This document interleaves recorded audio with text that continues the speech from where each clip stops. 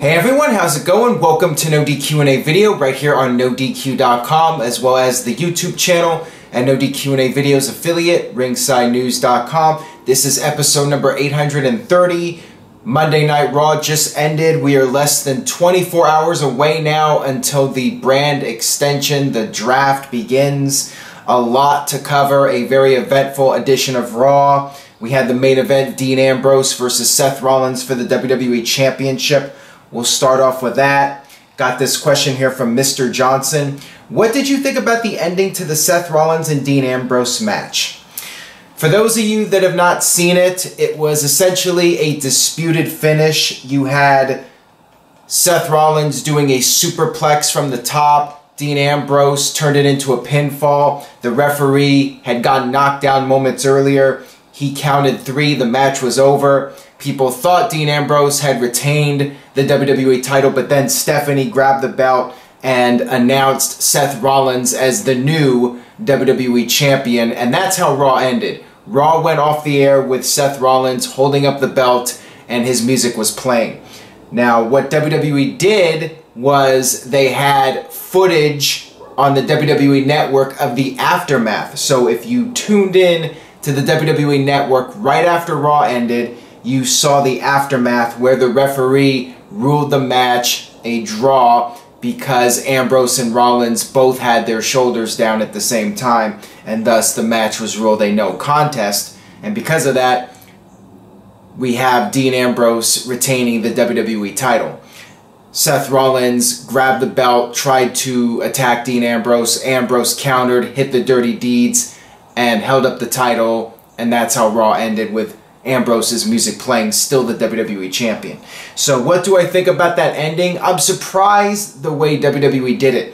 When they did the disputed finish and Raw was going off the air, I figured, okay, this is a cliffhanger for Smackdown. They are going to get people to tune into Smackdown to see what happens, and a lot of people were thinking that this would lead to the titles being split, with Seth Rollins being champion of one brand and Dean Ambrose being champion of another brand, and maybe they'll still do that. I'm just surprised that WWE put the aftermath of this on the network instead of waiting until SmackDown and keeping people guessing and speculating and having that big cliffhanger moment for SmackDown since it's your first live show. It's weird. I mean, WWE's doing this to get more people tuning into the network, so maybe their attitude is that people are already going to tune into SmackDown, so why not do something to boost the network numbers and get more people watching the network? I just think it would have been more effective to have the 24-hour cliffhanger. That's just my opinion on it. And of course, NoDQ.com will have you covered with all the latest updates, news-wise, regarding this situation. Let's move on here to the beginning of Raw. This one comes from Brett Frederick. What did you think of Mick Foley being the GM of Raw? It's weird since Stephanie is a heel and he let her insult everyone. That was an interesting choice. I mean, I was not expecting Mick Foley. I figured that it would be Triple H or another heel, so we would have a heel running Raw and then you have the babyface Daniel Bryan running SmackDown. That was what I thought was going to happen, and maybe there will be a heel turn. Maybe Mick Foley will go heel at some point. Maybe he'll get frustrated that Daniel Bryan overshadowed him with the crowd pop and everyone's so thrilled about Daniel Bryan being the SmackDown GM. Maybe Mick Foley's character will get jealous and we'll see a darker side to Mick Foley. I mean, that's certainly a possibility. That might be an interesting storyline for WWE to do. But for now, I do like the fact that we have a babyface GM and it's not your typical heel GM and that storyline with the heel authority figures. You still have Stephanie there and Foley has to answer to her, so you do have a heel-face dynamic there. I'm fine with it. I think it was a good choice for Foley to be GM. Yes, it is a rehash of Foley as the commissioner back in 2000. But it should make for good television, and Foley always does a really good job. I enjoyed the segments backstage with Foley, including the one with Bryan. I think it's a good choice, and I think there's a lot of potential with it. So I would say so far, so good. This one comes from BQ8000. With Daniel Bryan as the new SmackDown GM, do you see SmackDown beating Raw in the ratings now? Probably not. I see a lot of people speculating, thinking that SmackDown will do over 4 million viewers this week. I would be shocked if SmackDown even comes close to what Raw has been doing lately. Raw's been doing, you know, a little bit over 3 million viewers. If SmackDown does 3 million viewers, I think the people at WWE headquarters should be throwing a huge celebration and party. SmackDown, it's going to take a while. It's not something that's going to happen overnight where people are going to be in the habit of watching SmackDown. I think, though, if SmackDown is portrayed as an A show and week after week SmackDown is given high priority, then yes, I think eventually we could see SmackDown doing numbers over 3 million viewers on a consistent basis. Will it beat Raw? I'm not expecting that. I think that even though WWE did do a good job building up this live SmackDown, I still think it's going to take some time to really get people fully invested in SmackDown again, and just in the WWE brand in general. I mean, it's just less people watching WWE, but if more people start watching SmackDown, more people will be watching Raw, and if WWE's product generates overall interest, you're going to see numbers for both shows going up. So to say that SmackDown will beat Raw in the ratings, I'm not expecting that to happen. This one comes from Devin Torres. Hey Aaron, after seeing the rules for the draft tonight, and it's saying 6 drafts will be taken from NXT, who do you think are the 6? That's an interesting question. I think that Finn Balor is almost certainly going to be one of those 6. I would be completely shocked if he wasn't, since he's not being advertised for any more NXT events, including the Brooklyn pay-per-view. Samoa Joe, I would like to see, even though he's NXT champion. What's interesting is Nakamura should be a name that gets drafted, and with Daniel Bryan as the SmackDown GM, you would think Bryan would want Nakamura on the SmackDown brand, at least the character, and also the real Daniel Bryan, Bryan Danielson, would want Nakamura on the SmackDown brand. That's going to be interesting. I really feel all 3 of those guys should be drafted on SmackDown, and you know, if they have a choice of NXT talent, who would not pick Nakamura and Joe and Finn Balor? And then, of course, Bayley from the women's division in NXT, American Alpha, and then the 6th person, maybe Austin Aries. I mean, those would be my 6 if I were going to pick 6 talents to call up. It's going to be very interesting, because if either Bryan and Shane or Stephanie and Foley pick some random person in the mid-card in NXT, it's not going to make a whole lot of sense. So I'm very curious to see how this plays out for sure. This one comes from Thomas Vargas. Do you think it'll be harder for cruiserweights to ever become WWE Champion? Yeah, that is the one downside. And in case you missed it, on Raw, it was announced that the Cruiserweight division, due to the popularity of the Cruiserweight Classic, and this is something I talked about on NoDQ&A video last week, WWE is going to bring this brand back, the Cruiserweight division, on Monday Night Raw as an exclusive to Raw.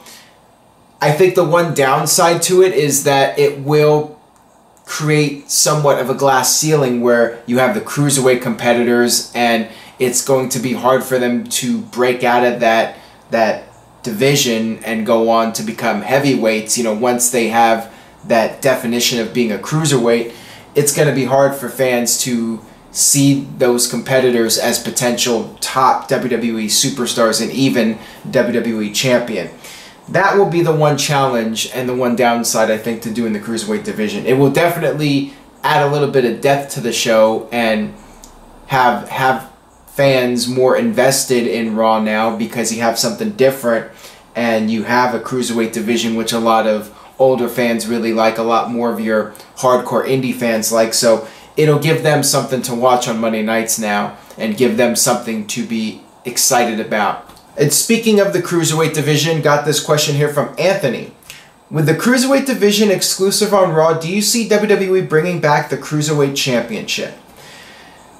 I could see WWE bringing back that title, and maybe we'll see the US title or the women's title exclusive to Smackdown, even the IC title. One of those titles we could see become exclusive to Smackdown. I really think it's best to have the US title and IC title on separate shows, and then maybe make the women's title exclusive to Smackdown. That way you have a reason to tune into Raw, and you have a reason to tune into Smackdown to see those exclusive divisions. That would seem to be a logical way to do it. And yeah, if you're going to bring back the Cruiserweight division, and if there's going to be a glass ceiling, as I just mentioned, then these guys are going to need something to fight for. So why not bring back the title? Makes sense. If you're going to bring back the division, you bring back the title. So I would think that that's most certainly going to happen. I would be surprised if it doesn't. This one comes from Andrew. With the Cruiserweight division being on Raw, then could the US and IC title be on SmackDown and Raw have a Cruiserweight title? Like I said, I expect the US title and the IC title to be on separate shows since they're very similar championships. They're basically the mid-card titles. And what I think will likely happen is you have the Cruiserweight Championship on Raw and then the Women's Championship on SmackDown.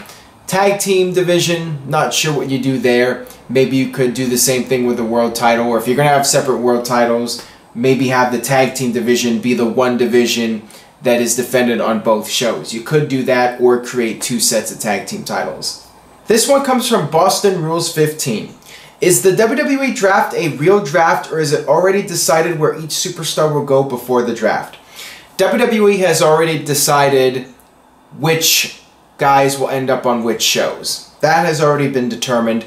But the one thing WWE has not done, and they've done this in the past, is WWE has not informed a lot of the talents which show they're going to be on. So that way you have that element of real life drama and suspense, the reality TV, where a lot of the superstars do not know which show they're going to end up on. I believe the top tier guys do know which show they're going to, but a lot of the talents are going to be like the rest of us, not knowing until it's actually announced on television. This one comes from John. I'm shocked it's babyface GMs for both shows. How long until Stephanie fires Mick Foley and we see Triple H back in power? That is another possible storyline we could see. If Mick Foley stays a babyface, we could see Stephanie get fed up with him and try to remove him from power. We've seen that storyline in the past with Steve Austin as the general manager and people trying to get him fired. We could see something like that with Mick Foley. And maybe that'll lead to Triple H returning. Maybe Triple H will face a guy that Mick Foley takes under his wing. That's another possible storyline. There's a lot of different ways it can go. So, will Mick Foley get fired right away? Probably not, unless fans really do not get into the idea of Mick Foley as GM, which I suppose could happen, but I think fans will be happy with Foley in that role, and we'll see how it goes. We'll see how it plays out. We'll see if Foley fits in. If he doesn't fit in, then we could see an angle where he gets fired right away and he gets replaced. So we'll just have to wait and see how it plays out. This one comes from Ravishing Raven. As a character and his overall in-ring performance, how close is Kevin Owens to becoming the top star in WWE? I think it really just comes down to Vince McMahon. I think as long as Vince is in charge, Kevin Owens will not be the top guy in WWE. He will be close to the top, but you know, Vince has that mentality that he's had for decades, that you have to look a certain way, you have to talk a certain way, and Kevin Owens does not fit the mold of what Vince sees in a top superstar. Now, one day, if Triple H is completely in control, and if it's relatively soon, and Kevin Owens is still doing well, he's not getting hurt, he's putting out great performances consistently, then yeah, maybe one day he could be a top star in WWE. Will it happen anytime soon? Probably not, but I could see him being one of the top heels in the company and being towards the top, but not actually the top star. Got this one here from Sean T. Flick. How will they go about deciding what shows superstars are on when they're off the injury list? I think it'll just happen randomly. I think, you know, guys like Randy Orton, I mean, he's eligible for the draft. Somebody like Luke Harper is not on the list right now. So really, I think WWE will just decide when it's time to just throw Luke Harper on whatever show they feel they have an idea for him. If they want to do Luke Harper versus Bray Wyatt and Bray Wyatt's on SmackDown, then they'll just put Luke Harper on SmackDown. They'll just fit him in wherever they need to fit him in, wherever they can come up with a good storyline for him. This one comes from Iper. Do you see Samoa Joe versus Roman Reigns feuding ever happening on the main roster? I could see that happening. I think that that might be a solid feud for both guys. And if WWE is going to not push Roman Reigns as WWE Champion and as the top guy, and even if they do, you could have Samoa Joe challenge Roman Reigns. I think that would be a great storyline, although, you know, I doubt it's going to do anything to get Roman Reigns over as a babyface, but should be a very entertaining feud. I mean, two Samoan badasses going at it. If done correctly, that could be an awesome feud and could, you know, very quickly elevate Samoa Joe to the top, just like AJ Styles got to work with Roman Reigns, and that boosted AJ's stock in the company. You know, a similar feud between Joe and Roman could elevate Samoa Joe towards the top in the company and really sell him to Vince and the rest of the head honchos in WWE. Although I'm sure Triple H is already sold on Samoa Joe, but you know what I'm saying. You know, the guys like Vince and Kevin Dunn and Stephanie. You know, Samoa Joe having some great matches with Roman, you know, could win Joe over with the top guys. That'll do it for this edition of NoDQ&A video. As I mentioned earlier, stay tuned to NoDQ.com for all the latest breaking developments regarding the outcome of Raw as well as the draft. NoDQ.com will have you covered. I'll be doing live coverage Tuesday night. And of course, we have Battleground this Sunday. I'll have predictions coming up very soon, so check that out. And I will see you guys next time for more.